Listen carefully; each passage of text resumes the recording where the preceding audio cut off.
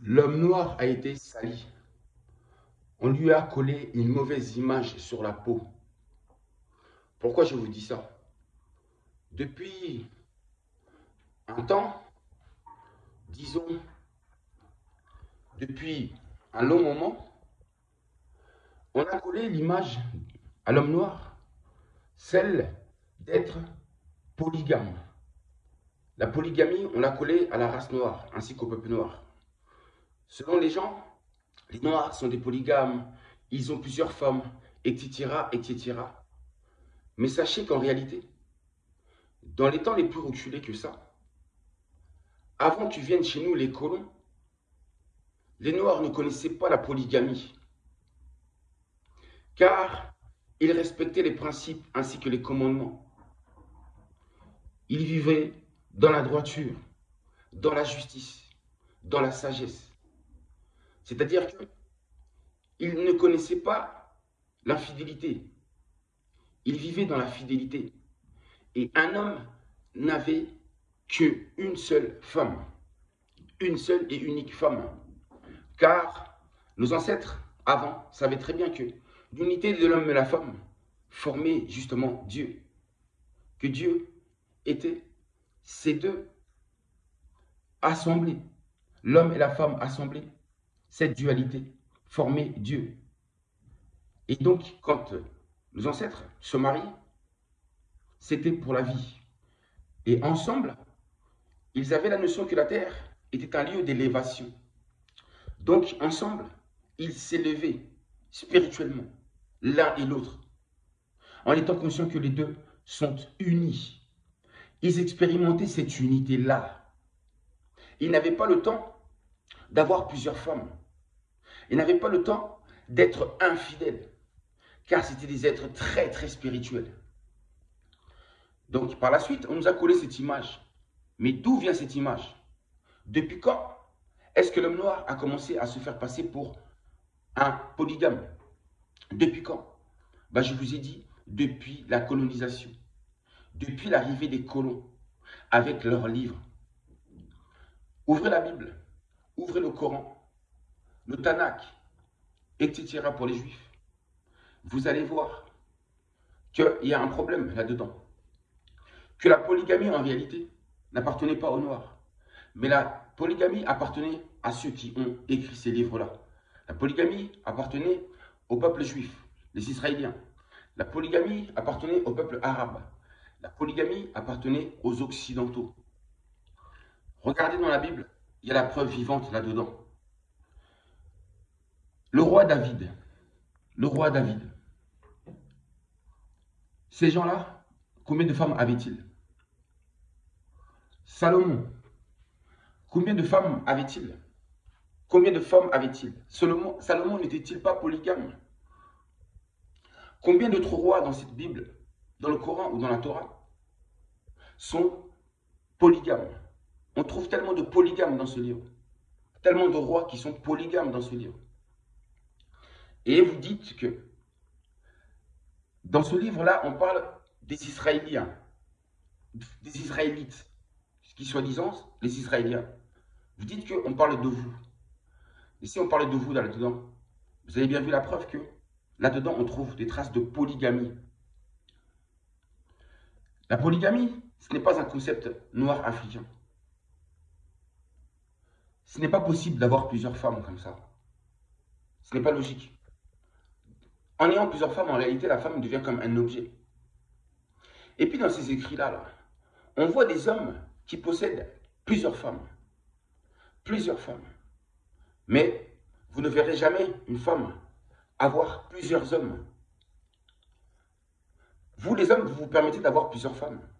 Mais si une femme se permet d'avoir plusieurs hommes, comme vous le faites, de se marier plusieurs fois comme vous le faites, vous allez la traiter de ce que vous savez.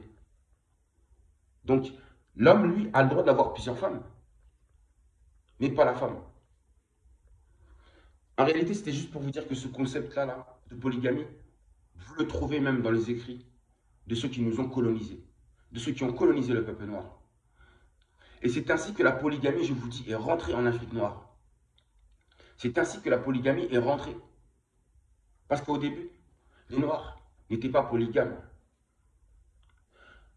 On leur a apporté ce concept de polygamie, on les a convertis à ça, et puis par la suite, on leur colle cette image de polygame. Vous avez compris ou pas?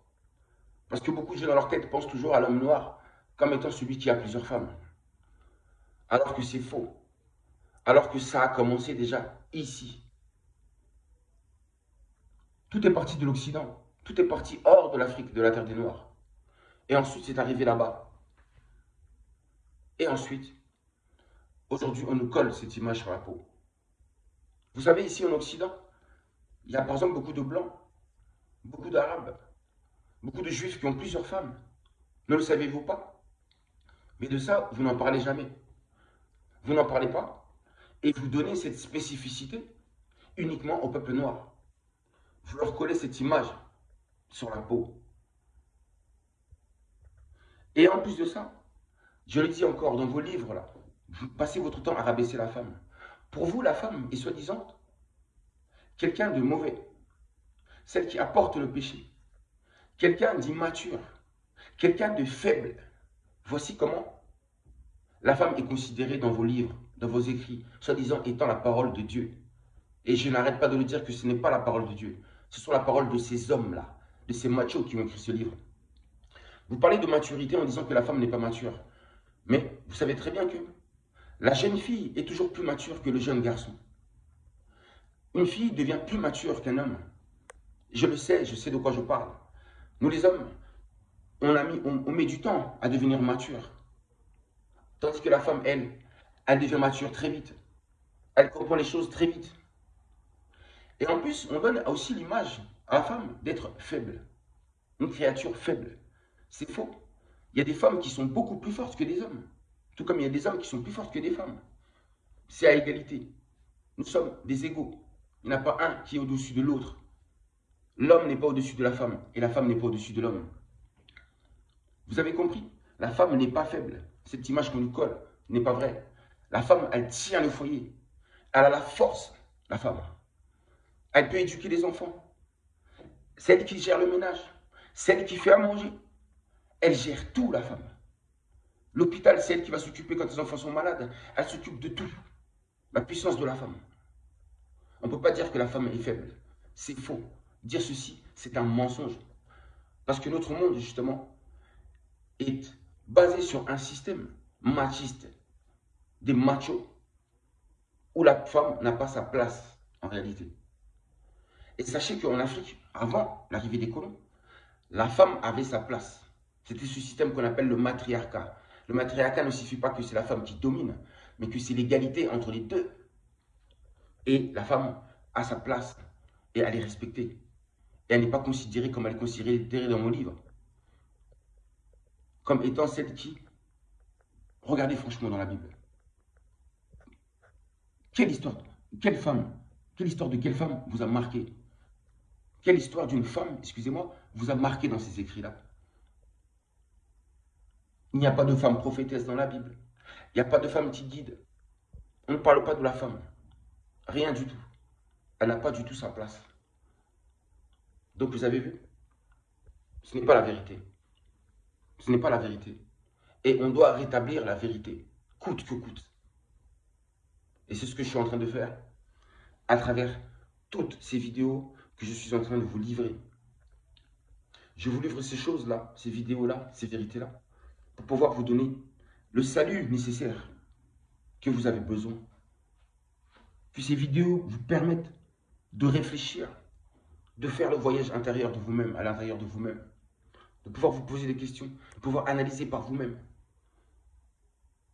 Je vous laisse des pistes de réflexion pour pouvoir vous élever spirituellement et ainsi obtenir le salut, la paix intérieure, de ne plus se faire manipuler par qui que ce soit, d'être maître de sa vie, d'être capable de pouvoir analyser soi-même, d'avoir son propre œil critique, de pouvoir analyser les choses par soi-même, d'être soi-même. C'est ça qu'on appelle être libre. De rencontrer la vérité, c'est rencontrer le Créateur. C'est de rencontrer la source de vie. et la conscience cosmique.